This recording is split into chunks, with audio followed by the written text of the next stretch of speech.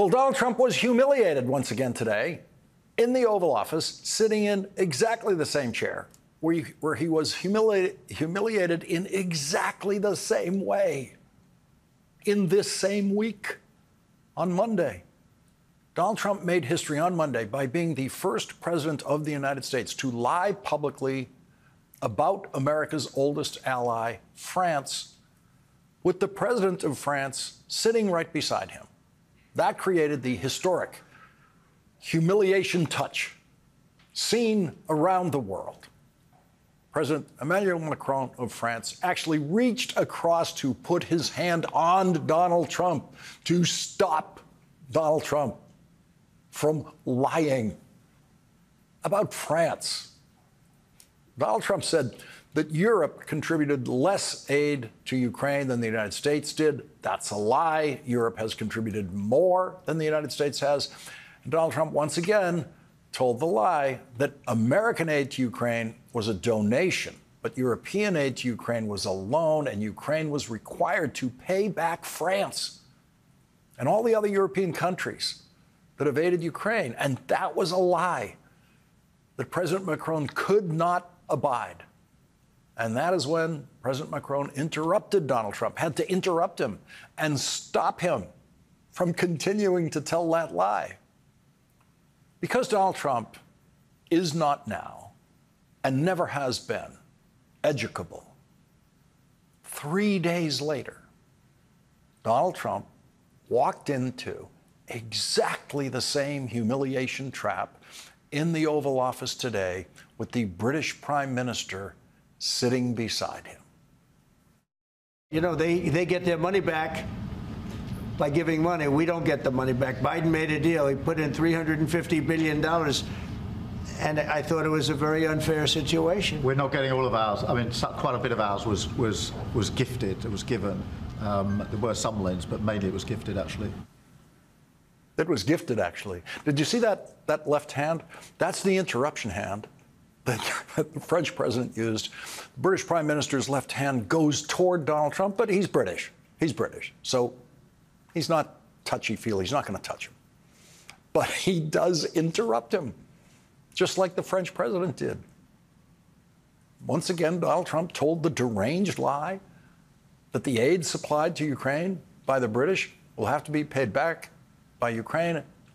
And that is the only thing Donald Trump said today that forced the British Prime Minister to actually interrupt him. The British Prime Minister did not see it as his role to correct Donald Trump for lying about the amount of American aid supplied to Ukraine. Donald Trump more than doubles the real number when he accuses Joe Biden of providing $350 billion in aid to Ukraine, when in fact it was $119 billion. It's the kind of Trump lie that everyone has grown accustomed to, especially the White House press corps. Of course, Donald Trump will lie about the numbers. He always does, any number. The Washington press corps seems to have internalized that to the point where they never zero in on his lies about the numbers. If any other president said $350 billion when the true number is $119 billion, every Washington reporter would instantly zoom in on that. But Trump lying is now fully built in to the press expectations of anything Donald Trump says publicly.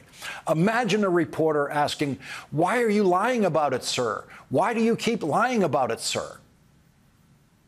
That actually happened in those exact words during the first Trump presidency, when White House reporter Andrew Feinberg got so fed up with Trump lies that that's what he ended up asking. Why are you lying? A lone voice emerging from the White House press corps then, coming out of the clamor, saying, "Why are you lying about it, sir? Why do you keep lying about it, sir?" And of course, Donald Trump didn't answer him. Today in the Oval Office, Andrew Feinberg, once again, asked the best question of anyone in the White House press corps. On tariffs, you just said with China. Who are you with? I'm with The Independent. Oh, that's good. It's on tariffs. You just said with China. We charge them. We charge them as in we charge China. But the tariffs are paid eventually by American importers and consumers. Finally, A White House reporter confronting Donald Trump with the truth about tariffs for the first time ever. What's Donald Trump going to do? He's cornered. American tariffs are paid by American consumers. The truth that everyone in the world knows except Donald Trump and, I guess, Trump voters.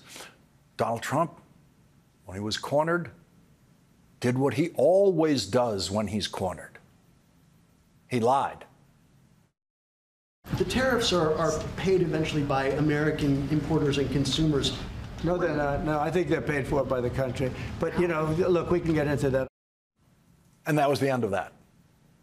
It's like saying gasoline taxes are paid at the pump by us when we buy gas for our cars. And Donald Trump says, no, they're not.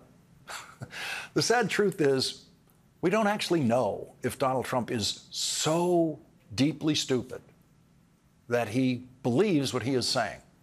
I leave it to you to decide which would be better, a president stupid enough to think that foreign countries pay American tariffs, or a president who knows the truth but lies about it. It's one or the other. The British Prime Minister is sitting beside the President of the United States and is hearing the stupidest response by a head of state to a question about tariffs in the history of the subject of tariffs. There is a kind of person whose humiliation reflex simply doesn't work. That might be what's going on with Donald Trump. It might be that Donald Trump, sitting beside the British Prime Minister, saying the stupidest thing ever said by a head of state about tariffs is not something Donald Trump finds humiliating. But the world sees it as humiliating to Donald Trump. After the Oval Office session, the President and the Prime Minister had lunch and then were back in front of the microphones for a formal press conference in which, in his formal opening remarks, Donald Trump proved once again how relentlessly uneducable he is by telling the same lie that he was humiliated for in the Oval Office. Much of the European aid to Ukraine has been sent in the form of loans for which they expect to be paid back, and we didn't have that honor under the Biden administration. He sent money, or just sent it, money after money after money, and never had any knowledge of ever seeing it back. Maybe $300 to $350 billion. Manners dictated that the British Prime Minister not interrupt at that point, because Donald Trump was struggling his way through a teleprompter read of his formal written opening remarks at the beginning of what was supposed to be a press conference. And so those lies floated by unhindered by reality that time. The reality is that the Biden administration did not send money to Ukraine. The Biden administration sent weapons. The Biden administration sent ammunition, all of it manufactured in the United States. Almost all the money spent on aid to Ukraine was spent in the United States, buying the weapons and ammunition made by American workers in American factories. And again, it was less than half the amount Donald Trump says it was. And no European country expects to be paid back for the aid they've supplied to Ukraine. Imagine my joy when Donald Trump made the mistake of choosing Andrew Feinberg for the first question in the press conference. A word here about the White House press corps. You've heard more criticism of the White House press corps on this program over the years than anywhere else on television. And so when the White House press corps gets it right, I want to be the first to honor that. And Andrew Feinberg got it right today, as he has in the past, which is why Andrew Feinberg will be joining us on this program tonight. When Donald Trump made the mistake of calling on Andrew Feinberg for the first question of the press conference, he heard the best questions asked by a White House reporter this year. Thank you, Mr. President. Earlier today, you told me that you believe that foreign countries pay tariffs, but Americans who are concerned about higher prices believe, as most people do, that they're paid by consumers and importers when they import things into this country. Can you explain how you came to this belief that foreign governments are paying tariffs? And for the Prime Minister, did you discuss with President Trump his repeated statements of desire to annex Canada. And has the king expressed any concern over the president's apparent desire to remove one of his realms from his control? Wow. It doesn't get better than that. Both of those questions were perfect. And yes, sadly, Canada is part of the realm of the King of England, who unfortunately still appears on Canadian currency. So once again, Donald Trump was cornered. Can you explain how you came to this belief that foreign governments are paying tariffs? That is a perfectly phrased question. And Donald Trump had to be the first of the two to answer that two-part question. So I'll go ahead. The first part, the tariffs are necessary because we've been treated very unfairly by many, many countries, including our friends, friend and foe. Donald Trump went on to speak 150 words without ever answering the question, how do you come to this belief that foreign governments are paying tariffs? And in those 150 words, he didn't say that foreign governments are paying tariffs. He didn't bother to insist that foreign governments are paying tariffs when he got caught like that. He just talked in circles until he felt he filled up enough time, ending with this. But I will tell you, it's going to make our country rich, and it's going to stop us from being a laughingstock all over the world, because we have been taken advantage of like no country has ever been taken advantage of. Thank you very much. Donald Trump is a laughingstock all over the world for claiming that tariffs he imposes are paid by foreign countries instead of American consumers. If Donald Trump puts a tariff of 50% on a Samsung TV coming into this country, then you will pay 50% more for that TV. Tariffs are sales taxes. That's all they are. And the buyer pays the sales tax. And the man who is a laughingstock all over the world is the only head of state in history anywhere in the world who believes he has the power to tax other countries.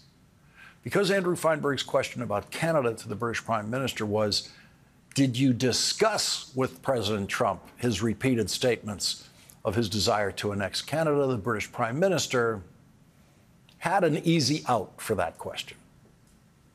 You mentioned Canada. I think you're trying to find a divide between us that doesn't exist. We're the closest of nations, and we had very good discussions today, but we didn't discuss Canada.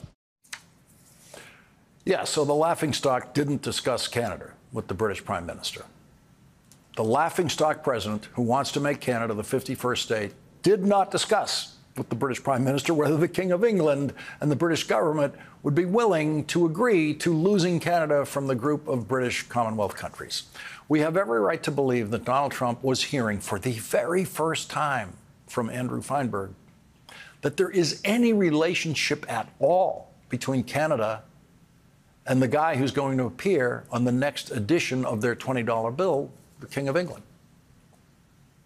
The next great question asked at the press conference today was asked by a British reporter who unfortunately was just there for the day and won't be around to ask any more questions of Donald Trump.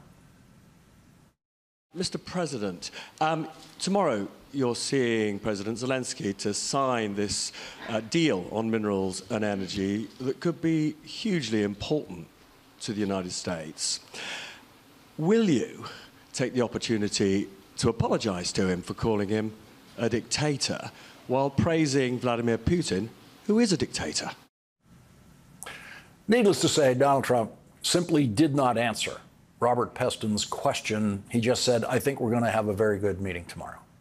That's what happens when a cowardly person is confronted with the truth. Donald Trump all but melted in reaction to the dictator question. Are you going to apologize for calling him a dictator while praising Vladimir Putin, who is a dictator? Donald Trump delivered the functional equivalent of speechlessness, because Donald Trump proves in moments like that that he does not have the courage of his convictions, because he has no convictions except the 34 convictions he earned in a Manhattan courtroom last year. Donald Trump doesn't believe anything Donald Trump doesn't even believe Donald Trump. When Donald Trump calls President Zelensky a dictator, he knows he's lying, and he does not believe it. And so when he's called on it, as perfectly as a British reporter did today, Donald Trump's got nothing. The bluster is gone. We can only hope that the notes the other members of the White House press corps took today in that press conference included performance notes on how Andrew Feinberg does it and how the British reporter Robert Peston does it. That's the way they should all do their jobs in the White House press corps.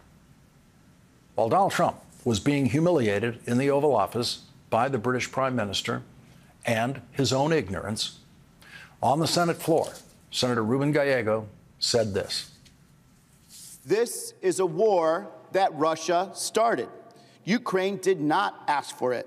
They did not ask to go to war with a nuclear superpower, and they did not ask for their cities to be reduced to rubble. They didn't ask for their children to be displaced and families to be torn apart. If Ukraine had its way, this war would have ended years ago. What happened at the UN puts us on the same side as Russia and North Korea. That's not just embarrassing, it is dangerous. It sent a message to our allies and every other country that relies on the U.S. to stand up to bullies and defend that America can defend them and help them defend themselves, that America cannot be relied on to rightfully call out unprovoked aggression. It told them that they are on their own, that America's words means nothing.